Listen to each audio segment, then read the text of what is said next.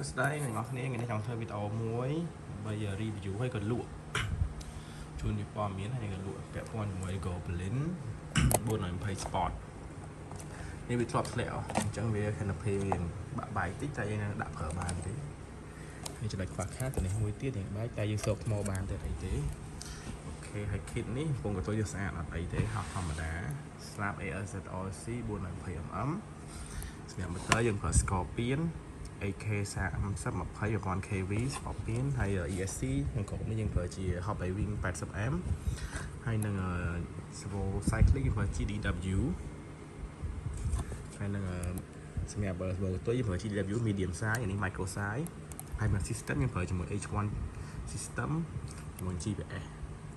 ហើយយើង kit នេះយើងនឹងថែមថ្មឲ្យមួយ 2800 mAh ហើយយើងមានឆ្នាំងសាកថ្មីមួយហ្នឹងតេឡេថ្មីមួយហើយនឹង receiver នេះអញ្ចឹងអ្វីដែលថ្មីនៅក្នុងហ្នឹងគឺសម្រាប់ឆ្នាំងសាកតេឡេថ្មីហើយជាមួយនឹងធ្វើវីដេអូហើយមើលអូខេតោះថ្ងៃនេះរៀបចំស្ដាប់ណែនាំអេឡេកូមួយសម្រាប់ចែកគ្នាលេងអ្នក beginner ដែលមាន H1 ជាមួយនឹង Goblin 420 Sport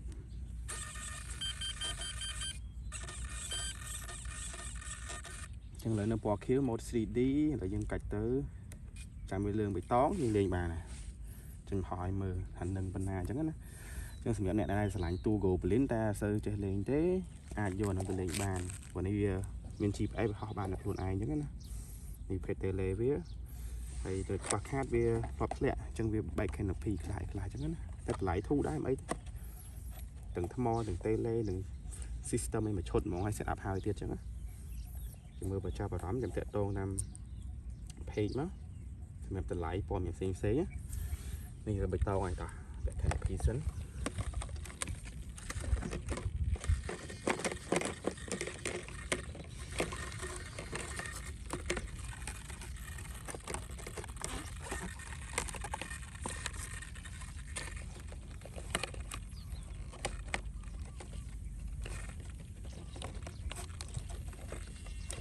ពាក់មើលលើកនេះ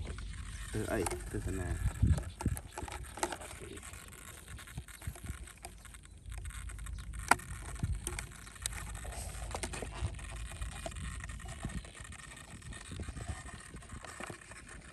មិនទៅអីទេសតចូលហើយទៅដូចថ្មតាមមើលអូខេចូលហើយបិទខ្សៅវាមក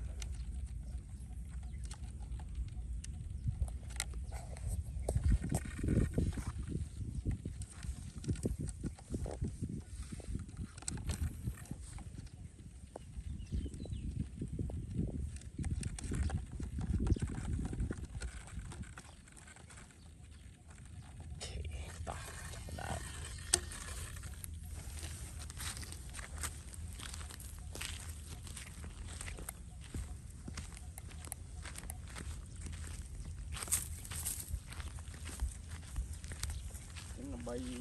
ខាងវិសិនវាបានអាមវាមកហើយយើងក៏ចាប់ផ្ដើមឆេះម៉ាស៊ីនវល់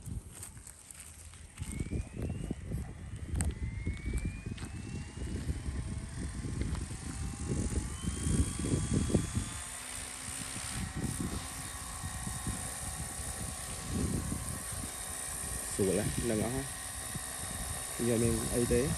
ពេលស្ដាំ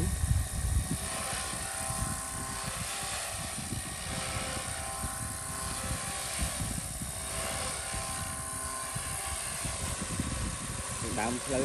នៅនេះយើងដើមឈើច្រើនតិចជាងខាងនេះតិច